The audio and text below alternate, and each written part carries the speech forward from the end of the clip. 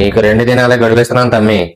నువ్వు 2 దినాల్లోగా నా పైసలు నాకు కట్టలేదా నేనేంటో నువ్వు చూస్తావు. వాడిని నమ్మి చాలా తప్పు చేశానురా నేను. నన్ను నమ్మించి మోసం చేశాడురా వాడు. అరే ఓ బాషాబాయ్, నీ దోస్తుగాడు 3 నెలల సంది నా వడ్డీ పైసలు కట్టకుండా తప్పించుకు తిరుగుతున్నాడు. వాడింటికి నా మనుషుల్ని ఎన్నిసార్లు పంపినా ఇంటికి తాళం వేసి ఉంటుంది. వాడెవడో నాకు తెలియదు. నేను నీ ముఖం చూసి నీ మీద నమ్మకంతో వాడికి పైసలు ఇచ్చిన.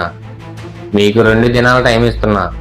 నా వడ్డీ పైసలైనా తేవాలా లేదా నా అసలైనా కట్టాలా? నీకు తెలుసుగా నేను మంచితనానికి మంచిగా ఉంటా. తేడా వస్తే మందిలోకి ఇడ్చి నీ ఇజ్జత్ మొత్తం తీస్తా. లేదు సెట్జీ, నేను కట్టిస్తాను సెట్జీ. Okay okay. 3 నెలల నుంచి వడ్డీ కట్టట్లేదు ఈ రాజుగాడు. ఫోన్ చేద్దాం ఉండు. కట్ చేస్తున్నాడే ఫోను.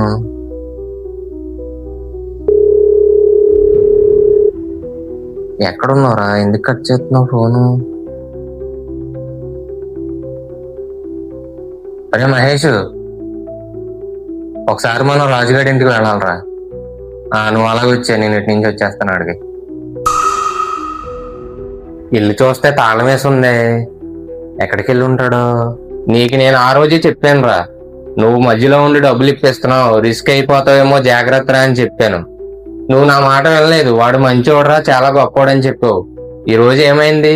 ఇంటికి తాళం వేసి ఉంది, ఫోన్ చేస్తుంటే ఫోన్ కట్ చేస్తున్నాడు. ఎక్కడికి వెళ్ళి ఎతుకుతావు వాడిని? వాడు ఎక్కడ ఉంటాడో నాకు బాగా తెలుసురా. నడు అక్కడికే వెళ్దాం.